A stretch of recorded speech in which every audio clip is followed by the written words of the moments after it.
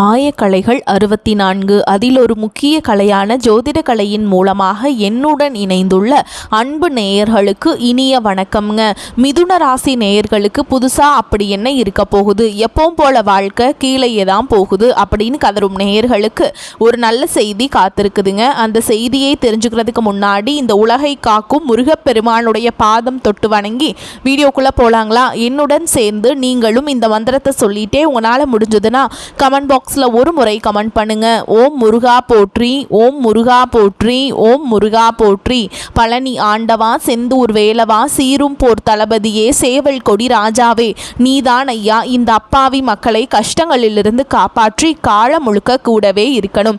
இவங்களுக்காக நான் தினமும் உங்ககிட்ட வேண்டிக்கிறேன். இவங்களுக்கு ஒன்று நாள் நீதான் ஐயா பொறுப்பு.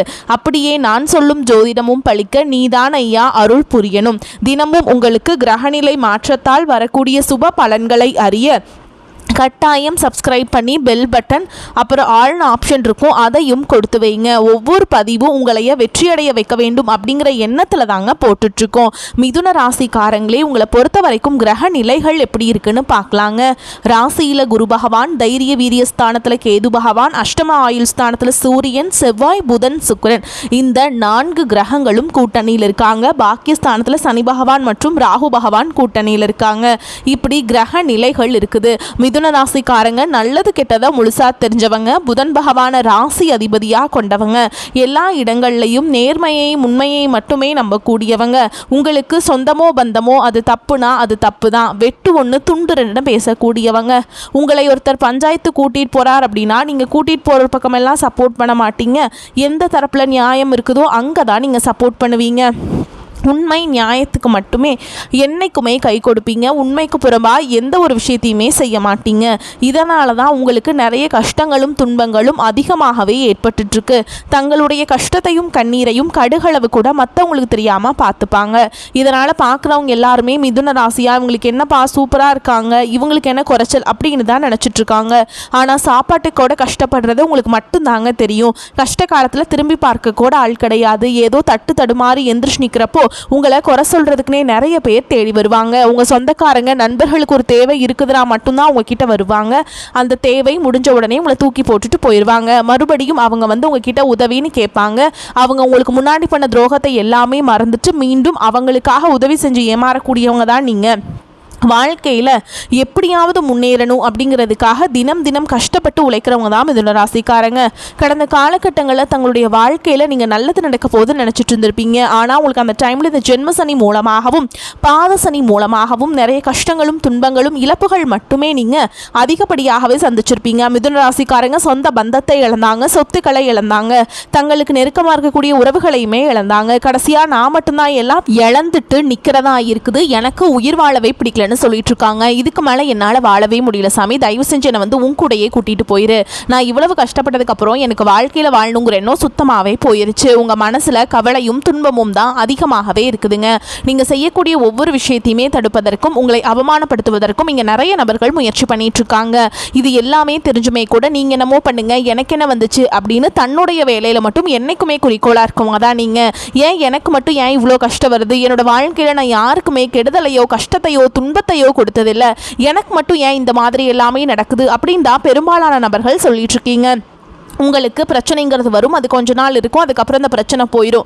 இந்த மாதிரி பிரச்சனை வரும் போகும் அப்படிங்கிற நிலைமையில தான் நிறைய நபர்கள் வாழ்ந்துட்டுருக்கீங்க. நீங்கள் என்ன தான் பிரச்சனையை தவிர்த்தாலும் ஏதாவது ஒரு சூழலில் உங்களை நோக்கி பிரச்சனையும் கஷ்டமும் வந்துக்கிட்டு தாங்க இருக்குது.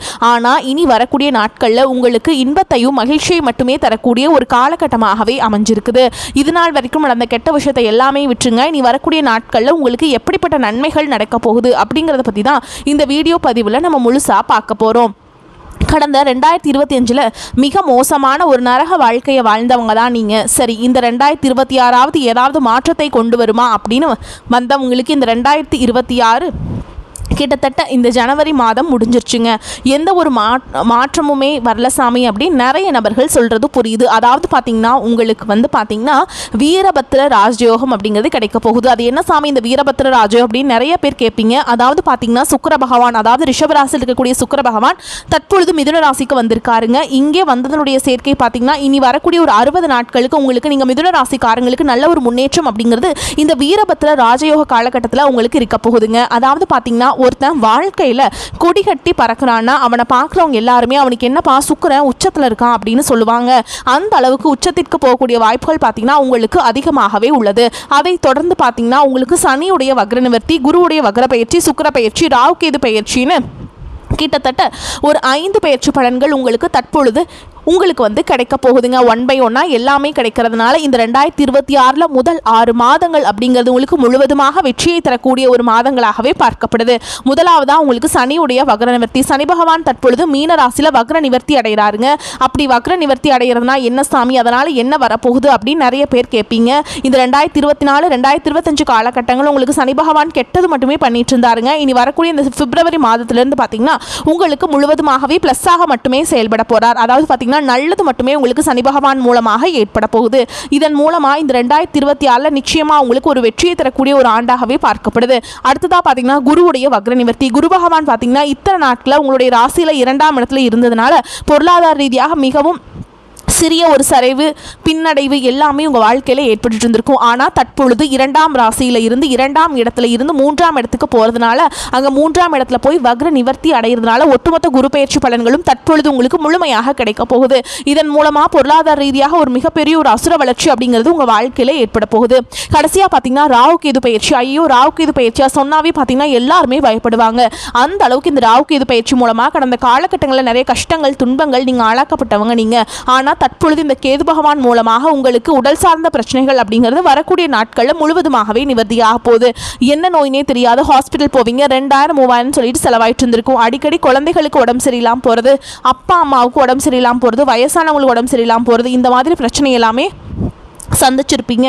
ஆனால் தற்பொழுது இது அனைத்தும் முழுவதுமாக உங்களுக்கு நிவர்த்தியாக போகுது. கடந்த காலகட்டங்களில் நல்ல ஒரு வேலைங்கிறது கிடைச்சிருக்காது. ஏதோ ஒரு கிடைக்கிற வேலைக்கு ஒரு 10,000 சம்பளத்துக்கோ 15,000 சம்பளத்துக்கோ பிடிக்காத ஒரு வேலையை குடும்ப கஷ்டத்துக்காக வர வழியே இல்லாமல் செஞ்சுட்டு இருந்திருப்பீங்க. ஆனால் இனி வரக்கூடிய நாட்களில் நீங்கள் படித்த படிப்புக்கு ஏற்ற மாதிரி உங்களுக்கு பிடிச்ச மாதிரியும் நீங்கள் ஒரு அரசாங்க வேலைக்கு ட்ரை பண்ணாலும் சரி, இல்லை ஒரு ஐடி ஜாபோ ப்ரைவேட் ஜாபோ பேங்க் ஜாபோ நீங்கள் எங்கே வேலைக்கு ட்ரை பண்ணாலும் அந்த ஜாப் அப்படிங்கிறது உங்களுக்கு நிச்சயமாக கிடைக்க போகுதுங்க.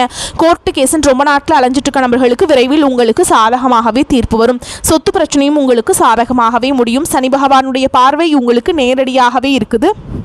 இதன் மூலம் வருமானம் அப்படிங்கிறது பல வழிகளில் வரும். தொழிலில் லாபம் சற்று அதிகமாகவே கிடைக்கும். அரசியல்வாதிகளை பொறுத்த வரைக்கும் புதிய பொறுப்புகள் புதிய பதவிகள் எல்லாமே தானாகவே உங்களை வந்து சேரும். ராகு கேதுவால் உங்களுடைய செல்வாக்கு உயரும், உடல் ஆரோக்கியம் மேம்படும், சங்கடங்கள் நீங்கும். மறைமுகமாக உங்கள் தொழில் வாழ்க்கையிலும் சரி இல்லற வாழ்க்கையிலும் சரி நிறைய நபர்கள் தொல்லை கொடுத்துருப்பாங்க. இனி அவங்களுடைய தொந்தரவுங்கிறது முழுவதுமாகவே இருக்காது.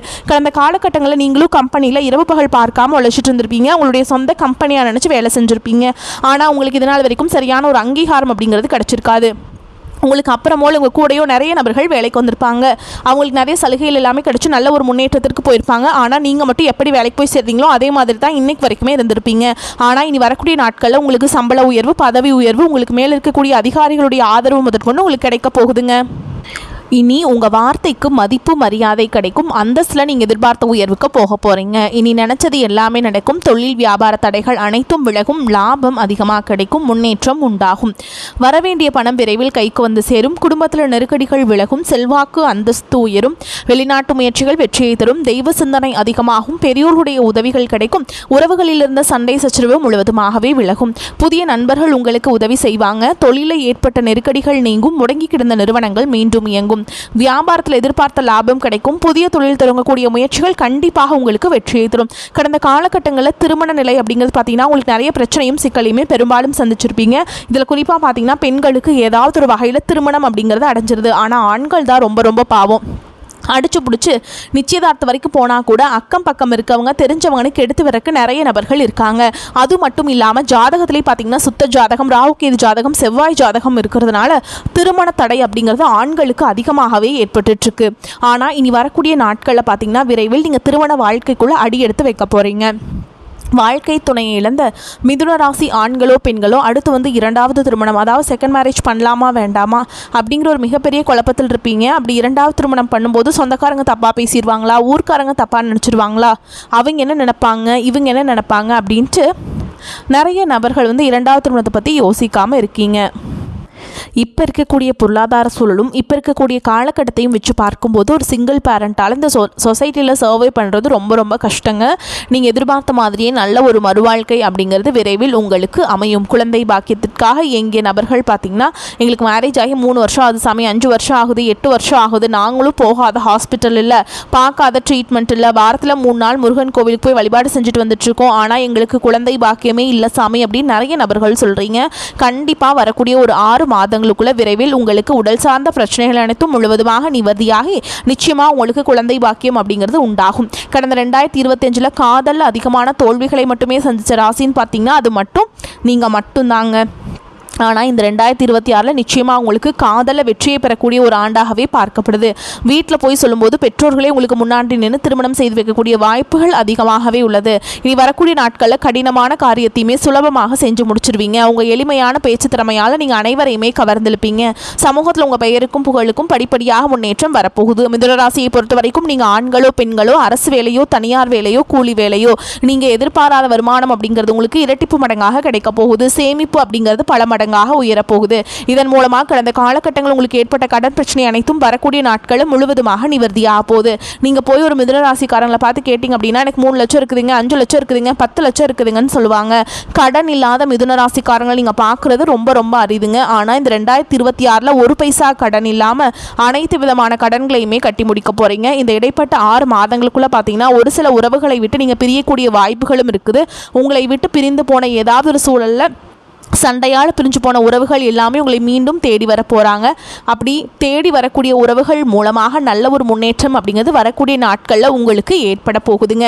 மிதுன ராசிக்கு காரிய சித்தி உண்டாகும் காலகட்டம். ராசி அதிபதி புதன் அஷ்டமஸ்தானத்தில் முயற்சி ஸ்தான அதிபதி சூரியனுடன் இணைந்து புத ஆதித்ய யோகத்தை ஏற்படுத்துகிறார். மறைந்த புதன் நிறைந்த பலனை வழங்குறாருங்க. வாக்கு உண்மை உண்டாகும்.